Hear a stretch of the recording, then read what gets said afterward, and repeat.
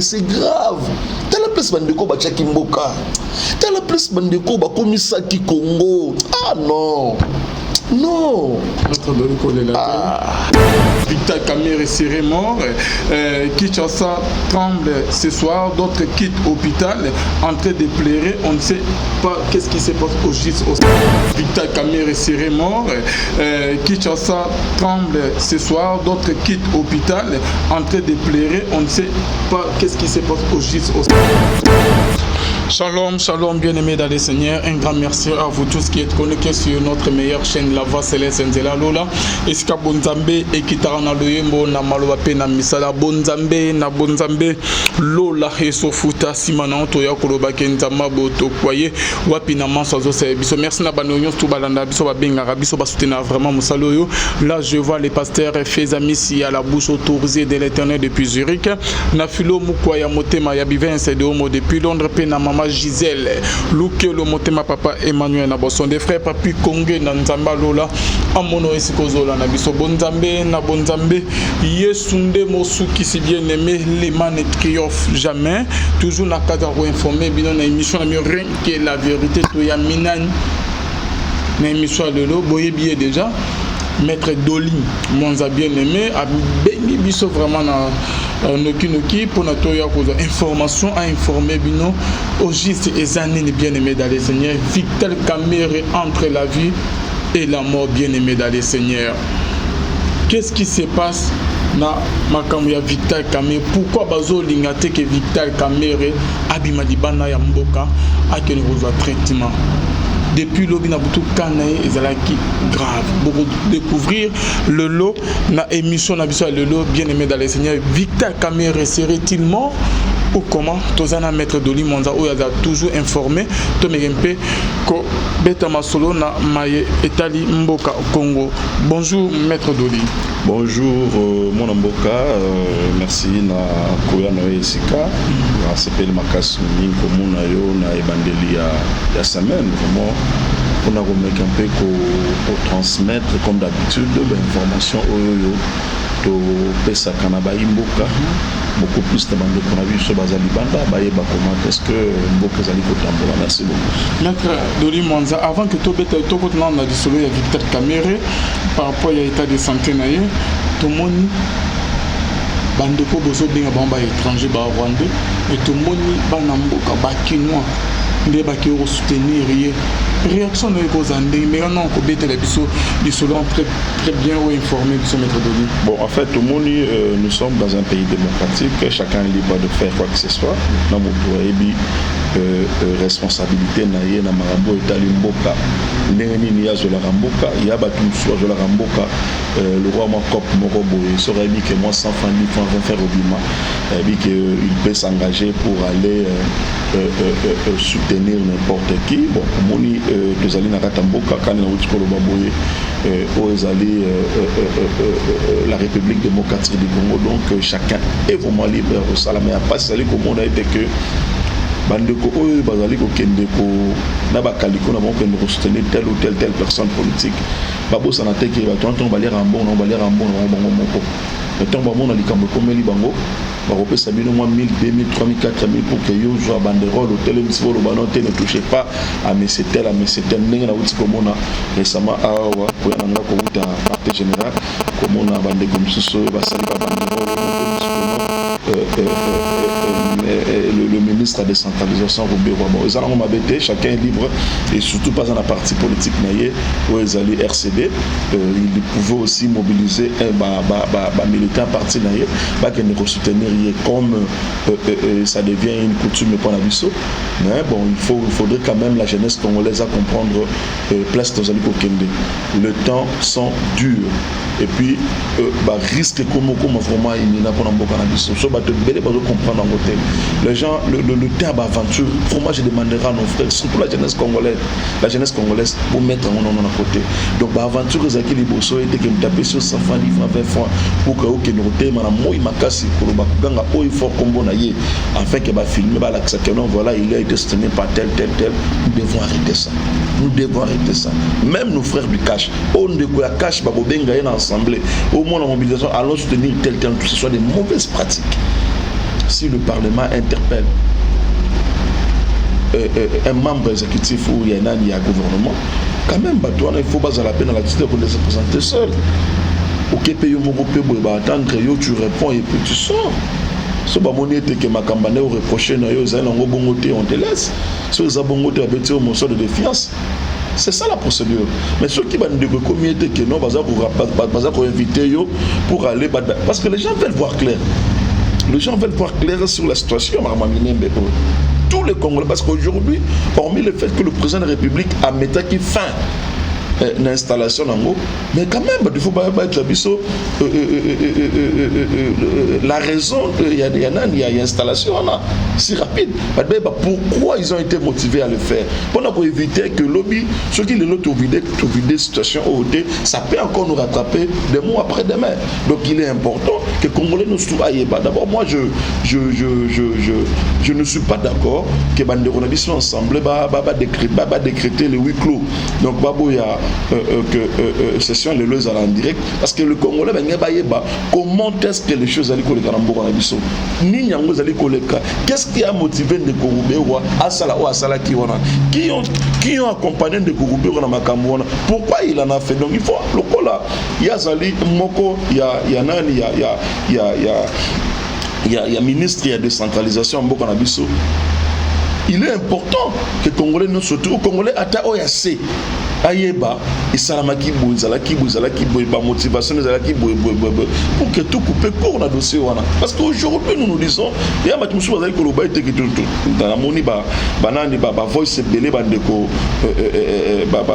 bandeko na biso ya l'autre camp ya Rwanda ko basali voice belé pour dire que bozali ko rêver maram gesilaki depuis kala. Nous voulons voir clair tout ça. Nous voulons voir clair, nous rêvons en quoi? Raison pour laquelle nous allons rappeler la bande de Congolais. Partout au Bozali, Boutika ba distraction. Nous devons tous tenir bon devant le président de la République, afin que le président a accompli mission parce que toujours le président ne peut jamais agir seul. Le président doit agir concomitamment à Bissot. Donc tous à la doit amener le président à bien faire les choses. Sur les alliés que yo se retirer aux Ukamaramené en réalité tout ça vous aider nous devons aider ce pays. Ce n'est pas facile de démasquer un système dictatorial où il vendit et boti misisa pendant 18 ans de règne. Et ça a facilité. Ça peut même nous prendre 20 ans. C'est un système où il vendit déjà. Le monde en Boka Félix Tshisekedi Antoine a rien à penser qu'on doit démonter le système dictatorial. Oh, il bota barasine nango. Yo kondi make mono a botami na année 2000. Les lois en a 20 ans. Et puis, le système monétaire déjà. Pour nous effacer l'image, ce n'est pas du jour au lendemain. Même ceux qui nous ont se convertir dans le christianisme. Ils ont raté le voilà. Non. Il y a un temps d'affermissement. On dit côté à Moutou, Malé, Malcolexé, et enfin, ce commun en souk après, il y a des juristes de Salaka, après, ceux qui va s'il ici, à la fin, tu peux accepter Jésus-Christ comme Seigneur et Sauveur de ta vie. Si tu acceptes, c'est bon. Si tu n'acceptes pas, tant mieux. Donc, tu vas comme Félix Tshisekedi Antoine pour nous démonter le système dictatorial. Il faut se rendre. Ce sont des systèmes, c'est un système il y a des gens qui vivent de ça. Ils ont leur vie. Et ça plongé dans l'ango. Il faut pour nous démonter les réseaux. Non, mon cher ami. Ce n'est pas avec le besoin au président Félix Sassali. Nous devons quand même le soutenir. Il a de bonnes ambitions, il a de bonnes idées. Dans 5 ans, donc à Osala, il y a Ebélé. Congolais, nous sommes déjà dit qu'en 2023, quand il y a un comme président de la République, ainsi de suite. Le maître de l'île Mansozo va bien, si tant aux autres, qu'il nombre des l'équipe qui est 3e année en haut, et tu as des il y a pas mal, c'est comme si. Et l'eau est vendu pendant 20 ans. Mais jusqu'à présent, Yoko dit que les lots congolais déjà na mutu na ebike ce qui to komi na ma pembe na maponami et ça encore pas là. Sur le Congolais, ce Congolais boule, non. Quand quelqu'un vous approche pour une idée, quelqu'un ou bien un ambition politique, ou bien vous postulez, vous n'êtes pas là pour nous demander bon. Vous devez quand même penser à nos Kende. Mais puis on a vu comme une période électorale là. Au moment où tout le monde est Azata na candidat 10. Allez en bon on surtout mais il m'aurait vu me voter. Ça c'est pas une bonne pratique. Donc aujourd'hui, comment vendre notre droit, comment vendre en gros par un petit billet de banque. Donc, je serai candidat député national en 2023. Dans la circonscription telle. Ça maître dit il faut le sang là, c'est ça un peu la mentalité pendant 20 ans de reine na bango. Congolais dit que pas voter mais pas faire un bon. Les idéaux na pas congolais et contre la société. Ça ne compte plus. Ma valeur est pas congolais dans la société. T'as le tout le monde va histoire va s'extap. Donc il y a plus de valeur na Congo na biso. De le long mutum sous baron zoavi et longia mututel à 5 stam tutel il prend ça il balance ça donc ma mère César tout c'était dans mboka na biso. Mais maître Louis Manzozo le va bien ici mais l'Isolosco il y a 2023 nous on le dit que non mon nombre va faire rozon à l'Isos na 2023 mais tozo on a déjà modèle Mamo Divazo tambo la modèle bandero ya FCC PPRD balobi que yemei a se présenter sur na ba élection ya 2023 ozo on a que pas na bouger un peu ba calcul na bino ne bobeta que je vais te dire une chose. J'aimerais que ta caméra na yo etalanga bien bandeko balanda biso très bien. OK. Nous mettre quiconque à défi. Ok, vas-y, toujours. Qui est ce Congolais qui va encore accepter ce système dictatorial basé sur Istanbul pour avoir production davantage? Nani, mon cher ami. J'ai toujours dit, nous devrons dire à nos frères la vérité, qu'ils cessent de rêver. Qu'ils cessent de rêver. Ndeko nazo ebisa yo so mapona mesami na mboka oyo ndenge ndeko Félix Tshisekedi alinga sala mapona na 2023 na limite même na assemblée wana ba ko ça des députés. Ah bon? Je ne pense pas. Je ne pense pas. C'est pourquoi maintenant, aujourd'hui, il y a un ceux qui m'a ponamé salami et que Moutoua qui n'a pas tricherie, Moutoua qui n'a pas zuboré, Moutoua il y avait une tricherie quelque part, Bolongo le Moutoua pour disqualifier. Je vois mal. Bande on a vu ce haut Tangelinga wana, bazota dit député dans l'Assemblée nationale. Mon cher ami, il faut que nous leur disons la vérité. Nous sommes appelés à leur fournir les informations. Peut-être au bon bayebi, mais on va ignorer qu'ils ne rêvent pas. Bah rêver. Le pays est entre les mains d'un fils de ce pays. Plus jamais dans ces pays, tout le monde va diriger une nationalité quelconque, douteuse ou quoi. Rien. Rien. Et aussi mbaté. Ne peut qu'aimer ce pays, le fils de ce pays. Moutouaza, Ouazali na ba racine ao. Boyebi comment ça la traçabilité sur lui. Boyebi que mère na yeyo, maman na utara boye, papa na yeyo. C'est ça un peu. C'est que nos moutou donc na Congo awa va faire vivre biso na ba généalogie moko boye et zo mona next Mobutu. Pour mettre la histoire Mobutu, maman na ye 49 ans. Donc mon a 9 ans boté. Donc tu vois un peu, nous sommes donc vivra là ba penser à bongo. Pour vendre comme souvent ko yana sima e moko boye mais nulle part, et je dis nulle part Congolais moko baloba quoi que ce soit sur le président actuel qui est noté d'ailleurs côté d'Azawana Azaka Burundi et d'ailleurs que mbona kana Azaka Sénégalais tu vois bon c'est le fils de mais maître Lori par rapport à ce qu'il y a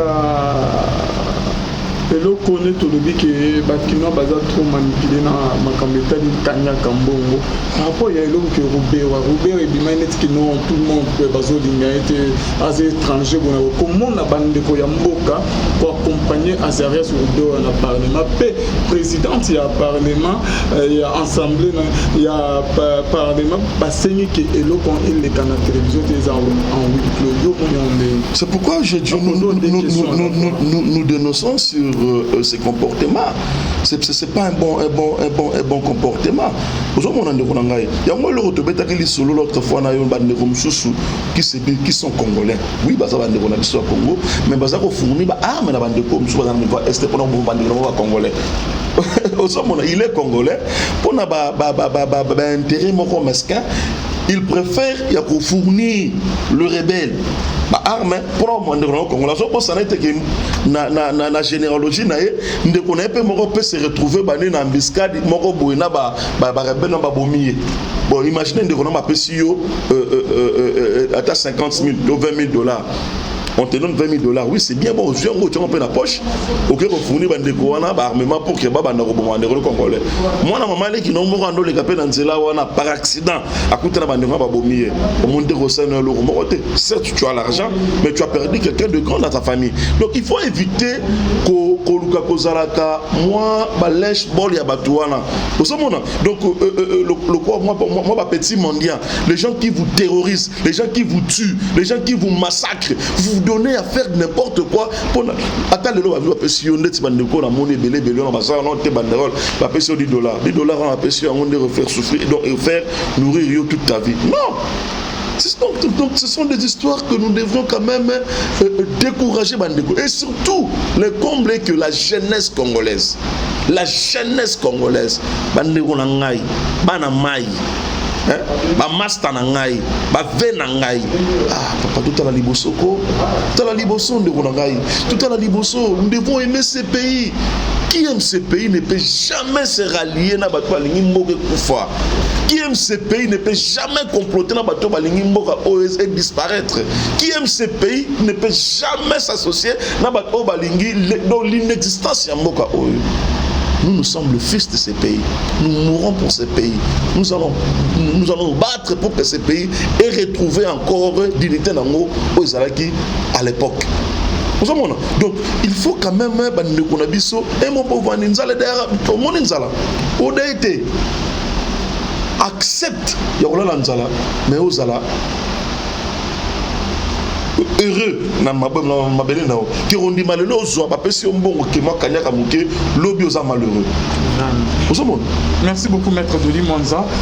Maître Doli, ni nyongo le kanyi lobi na hôpital na centre ngana maître Doli, to moyi bando bazo publier ba page belé zo publier bazo comment Victor Kamere serait mort, Kinshasa tremble ce soir, d'autres quittent l'hôpital en train de pleurer, on ne sait pas qu'est-ce qui se passe au juste au sein de l'hôpital centre ngana. Au juste ces années maître Doli. De Ronangai Alvin be ya Monamboka. D'abord,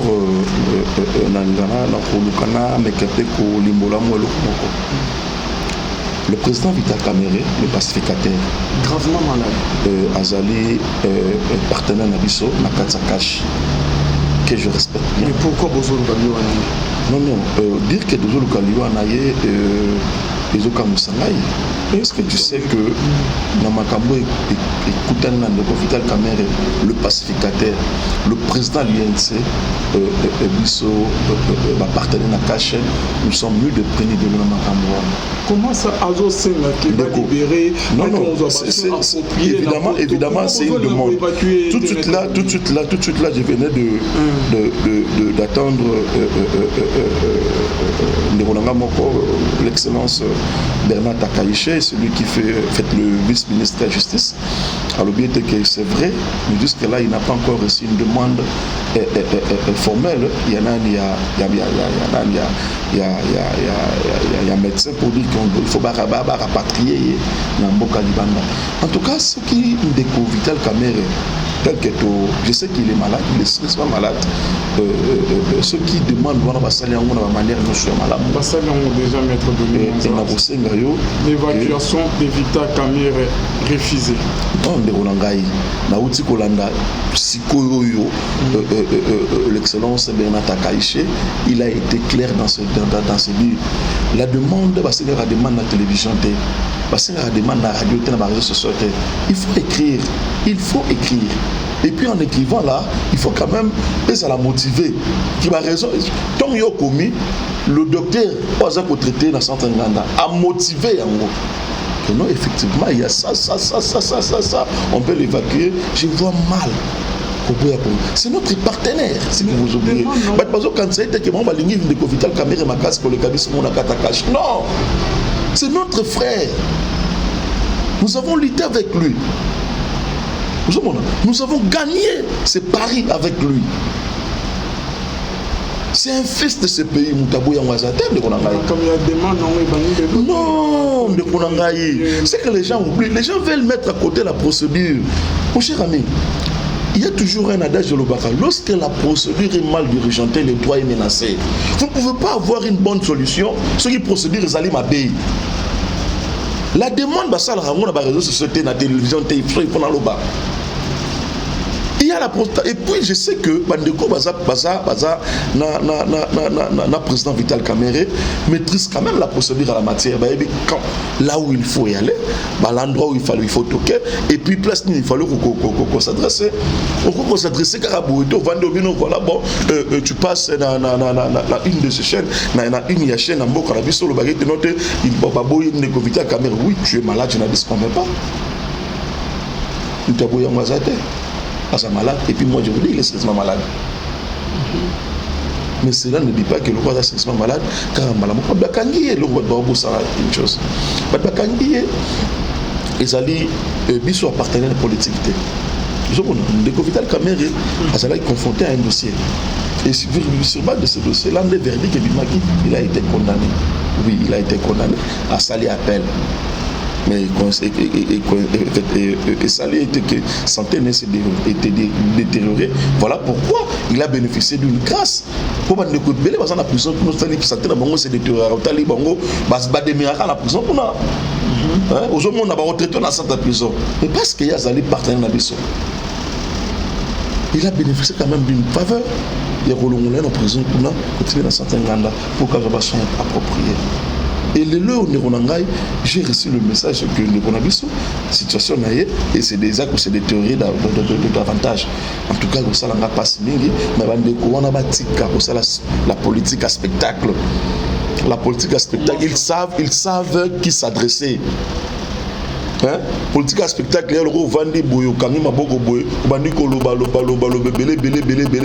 alors que tu n'as rien fait.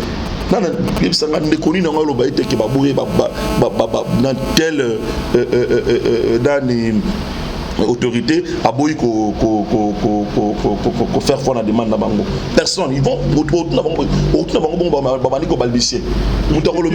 jusqu'à présent libéré non il ne faut pas confondre les choses. Sa liberté c'est autre chose. Mon cher ami, sa liberté c'est autre chose. Quand tu as une maladie et que station de santé bandico c'est détérioré. En tout cas, tout Congolais, a le droit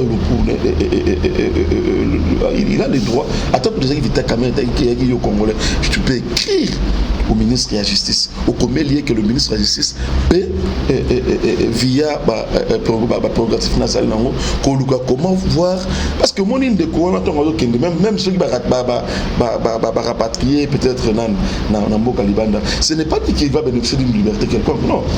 À bénéficier de la liberté. Donc, il faut garantir une place pour soigner que non, place pour qu'il y ait un mot comme pour soigner et qu'il y a la festivité. Mais mon cher ami, libérer, quand tu parles de libérer, c'est autre chose.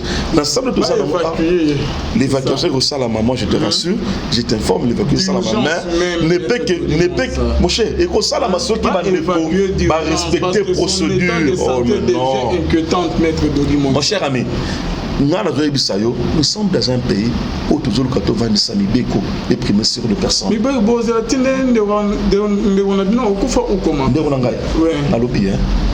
Bandeko Oyo Bazali, Kolanda Dossier de Vital Kamerhe doivent s'adresser à la personne qu'il faut. Vous savez, la politique qui a spectacle, dire qu'elle va refuser, non. La procédure, ce n'est pas à moi de leur apprendre comment faire les choses. Mais dans l'année, l'émission Moukebaï a dit que gagne Félix Tshisekedi avec son cadavre sur les bras. Ndeko Mai Moukeba, c'est un grand frère que je respecte bien. Il est libre de dire tout ça.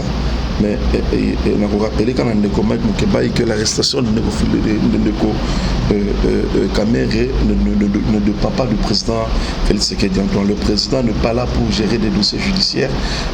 Aussi longtemps qu'il y a le cours de tribunaux. Donc, sa connotation m'a été dans le Félix Tshisekedi parce qu'il a été tenu de prendre de loin dans le dossier. Ndeko Vital Kamerhe a répondu devant Bazouzi, ce qu'ils vont faire de ce dossier. Ndeko Félix Tshisekedi Antoine, tous les pour Maramoussous. Tous les pour Maramoussous. Mon cher, sous respiration artificielle, maître Doli Mwanza, comité n'a point wana maître Doli Mwanza le baquet. Ah, mon cher, très bien. Ndeko Vital Kamerhe, tout comme là, l'andagi pour ça, Ndeko Vital Kamerhe. Il dit que Ndeko Vital Kamerhe, il a été jugé et condamné pour tel fait. Parce que Ndeko Félix Tshisekedi n'a pas prononcé un jugement. Ndeko Félix Tshisekedi n'a pas na composition. Ndeko Félix Tshisekedi n'a avocat et à l'autre partie. Ah, mon cher ami. Magistrat suprême. Mais Ndeko Nangai, il est le magistrat suprême. Oui. Mais Ndeko Nangai, ce qu'il est là aussi, Ndeko Félix Tshisekedi a lobby bongo. Il avant de la réseaux sociaux. Bandeko Yalamuka. Nous sommes dans quel pays? Nous sommes dans quel état? Oh, mon cher, au monde, il y a un degré. Même à Bateau Bawana. Non, quand même, il faut pas que le président, pas pousser le président. Il a toujours dit, ne me rendez pas dictateur. S'il le fait, c'est qu'il a à remettre en cause le pouvoir judiciaire. Donc il devient dictateur. Non, le président n'est pas dictateur. Il a laissé la latitude à la justice de gérer ses dossiers. Ndeko Vital Kamerhe, c'est un fils de ce pays. C'est notre partenaire, et notre tout premier partenaire. Mais quand même, il faut que la justice a sa moussana et que Bandeko wana baebi quoi faire pour Ndeko Vital Kamerhe à la rapatrier dans la campagne. Adam bien. Non,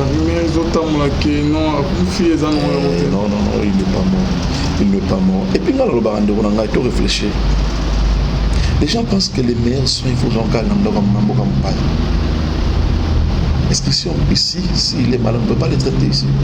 On ne peut pas faire venir l'expert et l'Ibana pour traiter. Il faut qu'il y ait un campagne. Et ils ont géré, non? Tandego,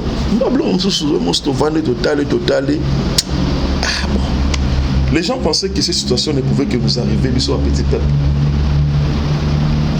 Yo monité le coronavirus Istanbul ana Congo bandeko mo ka bakene poto kuna babité ba traiter mon âme ba traiter na mboka na bango.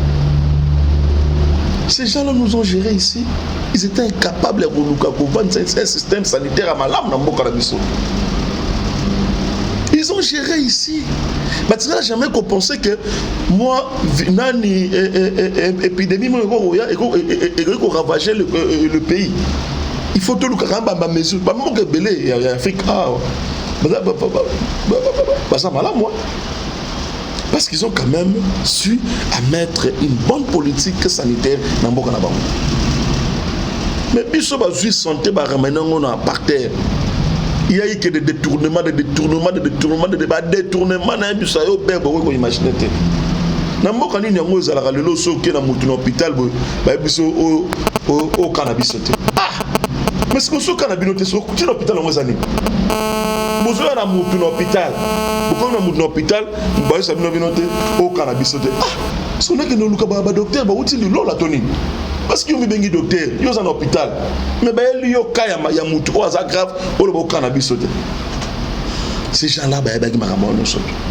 Maître Doli Mwanza, votre réaction par rapport il y a ndenge ba avocat ya Jamal bazo de la trop bazo déplorer na attitude ya centre nganda o ke ba boyi ko yamba client na bango na centre nganda. Ndeko ngai. Et les gens doivent comprendre une chose. Centre nganda les hôpitaux.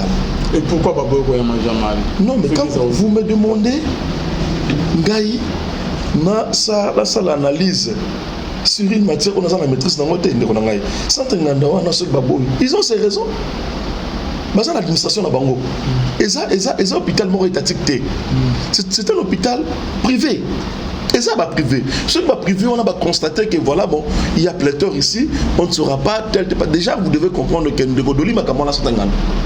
Lui aussi, il est malade, ça n'est pas malade. Moi, je ne connais pas qu'il est dans l'hôpital. Tu as été condamné, mais suite à la maladie, tu es dans l'hôpital. Tu sais qu'il y a aussi des déplacements, il y a policiers pour nous surveiller. Bon, imaginez ce qu'on s'entend là, est-ce que déjà Ndeko-Doli Makamwa Zali, Ndeko Kamera Zali, Kotingi, pas où t'es Kobima récemment, il n'y a pas une certaine gagne. Certaines gagne, ils ont pour la politique. Il y a d'autres personnes qui sont wana. Hôpital, il y a un dosalara wana, netibouye, puis ça n'a son net ngaï bonne nasa boy bon. Peut-être que j'ai senti moi malaise, mon salaire il faut qu'il y ait un certain gagne. J'entre là-bas, Nathalie, oh policier, dans ma minute, on va sécuriser tel. Mais ça frise quand même. Pour eux aussi en termes de clientèle, peut-être, là, ils sont en train de réfléchir. Je ne dis pas que c'est ça. Mais trop de militaires, tout ça, les autres qui me savent que le clientèle, on ne peut plus recevoir. Mais par rapport à Jamal, un homme qui est déjà avancé en âge, bon, fallait. Mais c'est un condamné. Il a été condamné. Avancé en âge, ce n'est pas un problème, mais il a été condamné. Si ce cas est condamné, déplacement de ce qu'il faut la contrôler. Il faut qu'il y ait un service mobile. Parce que vous continuez à cette ngandakuna et qui est par après à Kim, par après à Limo. Mais cette ngandakuna, vous avez la procès. Pour procès, il y a d'abord ma casse pour Kim Sagi Mouton. Ne peut pas aller à Mukumba, ne peut pas aller à Mukumba. Nous besoin de gars où tu n'as pas Mukumba, belé. C'est la fin de notre émission. Tu as dit caméra, au petit message, na bande de réunion tout, bazo d'Ambao, Banamboko, bazo d'Awape, ni banda Yamboka. Message no pe numéro contact au petit national. En tout cas, bande de Kunanga, merci quand même na opportunité au Pessinga. J'aimerais être franc. Na bande de Kunanga, surtout Oyo.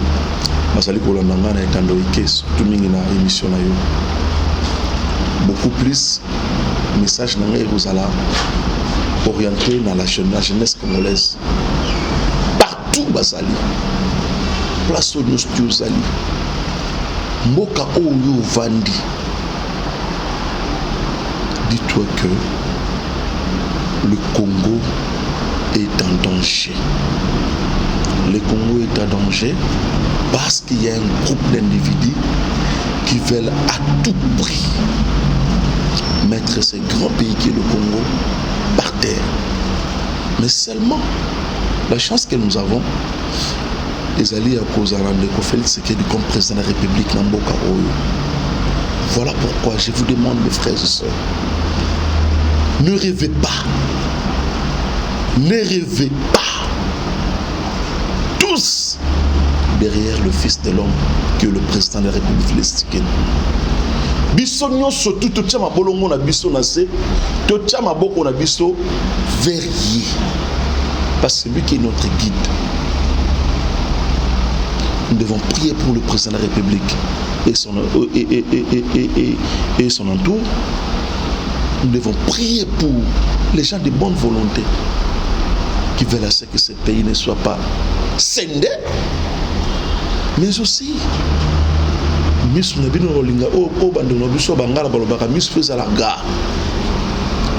pour mettre hors d'état de nuire facteur de trouble, surtout pour Namboka. Nous avons que ce pays. Ne rêvez pas. Ne rêvez pas. Moi qui est votre frère, moi qui suis votre frère, je vous dis que la situation est dangereuse. Déjà, nous avons été que nous Félix Tshisekedi a réforme. Donc, à ça la réforme et la justice. Il y a l'autre camp balingité. Toyebi maïle na bango. Toyebi makanisi na bango. Mais toyebi si bango était que balingate, la justice au Congo sera réformée. Balingate, juge nommé par le président de la République sous proposition, il y a conseil supérieur magistrature va prêter serment à bango. Ce qui, parce que le président du Conseil des ministres a orienté le Premier ministre à ABC que un ministre près le Parlement va s'organiser pour un événement où il y a un serment et salama. Ce qui ne peut pas Azali ministre national, Premier ministre national, après Premier ministre peut perdre été, après ministre pour balober que ce que comme membre du gouvernement, tu quittes ta famille politique. Ou quitter la famille politique parce que là tu es comme étant un ministre national, pas un ministre d'un parti politique. Ce qui ne peut pas à Koboya comme président de la République, ça sera une insubordination. Et que Mbando est comme là, à retourner à Yémen. Mbando Ronangai n'a pas eu sabino que tout élément, Congolais partout aux alliés. Ne nous mettons pas insultes. T'as insulté les qui? Nous devons sauver ces patries. Nous devons sauver cette patrie. Donc c'est notre âme. Donc Ezali, pas Valère Nabis. Donc Boyo n'a pas seulement n'importe qui. Ne nous laissons pas distraire. Tous conjurons nos forces devant le président de la République, auprès du président de la République. En tout cas, je tiens vraiment à Bandekolanga, surtout Mingi Bandekolanga au Bazali Banda. Ne baissez pas vos bras. Il ne faut jamais baisser vos bras. Bandeko va me sana kufinga utika bangona na politique na bangona logique na bangona. Nous devons penser autrement, voir comment nous pouvons sauver ce pays. On ne peut pas tout laisser entre les mains du président de la République. Même Yon de Qualville ou sa l'émission ou Ndeko, tant que chaîne comme moi, nous sommes appelés à nous battre pour ce pays et retrouver valeur dans nous. Merci beaucoup. Votre numéro de contact? Moi, contact la maison nationale. Ok, merci à tous. Kamanda Zassi, caméra, Bonzambe, na Bonzambe, Lola, les autres. Un détail important. Vraiment,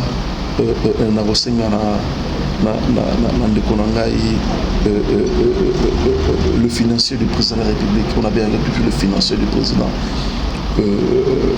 son excellence Junior Mata. En tout cas, excellence, merci quand même à Moussala Malamo, au président de la République. Pour Mboka Nabiso au Congo, il y a une révélation autour de Salama tout récemment pour Makambo Italien fictif dans l'ordre des médecins. Il y a un Adolphe Dominguez, comme on s'est retrouvé dans le bateau, il a capté un de risque. Lui qui n'a jamais été médecin.